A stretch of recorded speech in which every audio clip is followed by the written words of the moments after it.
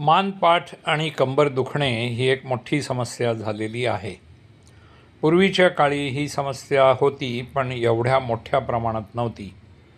आणि पूर्वीच्या काळी अतिशय दुःखद, त्रासदायक, वेदनादायक जर कंबर दुखत असेल किंवा पायाची ताकद कमी होत असेल तर दवाखान्यामध्ये जाणे आणि त्याला रिलेटेड काही औषधोपचार घेणे अशी पद्धत होती.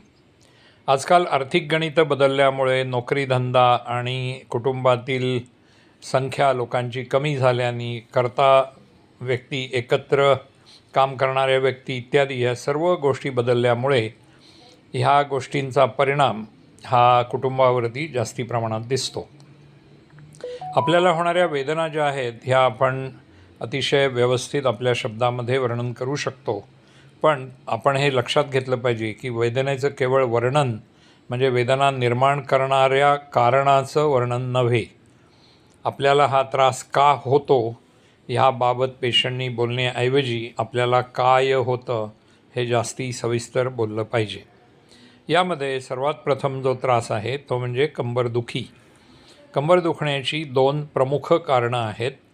सामान्यपणे तरुण व्यक्तींमध्ये कमरेमध्ये दोन मणक्यांच्या मध्ये जी डिस्क आहे किंवा चकती आहे, ज्याला आजकाल गादी असं म्हणण्याला सुरुवात झालेली आहे, ही उसवल्यामुळे तरुण व्यक्तींमध्ये कंबर दुखते.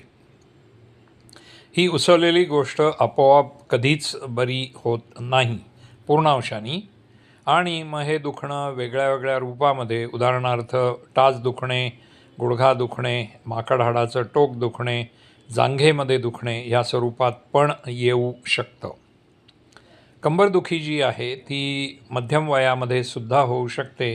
सामान्यपणे त्याच्याबरोबरीने पाय दुखणे ह्याची पण सुरुवात मध्यमवयीन व्यक्तीमध्ये होते.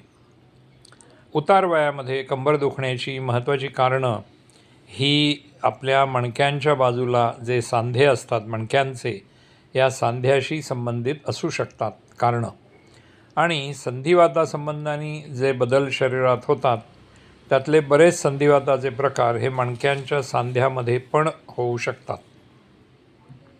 तेव्हा कंबरदुखी या विषयाबाबत तुम्हाला जो त्रास होतो याचं सर्व वर्णन ऐकल्यानंतर डॉक्टरांनी तुमचा त्रास हा कमरेतल्या चकतीशी संबंधित आहे का सांध्याशी संबंधित आहे हे सुरुवातीला सांगितलं असेल. तो त्रास जो आहे तो प्राथमिक स्वरूपाचा जर असेल तर तो त्रास कमी करण्यासाठी व्यायामाचा काय उपयोग आहे हे पण तुम्हाला सांगितलेलं असेल.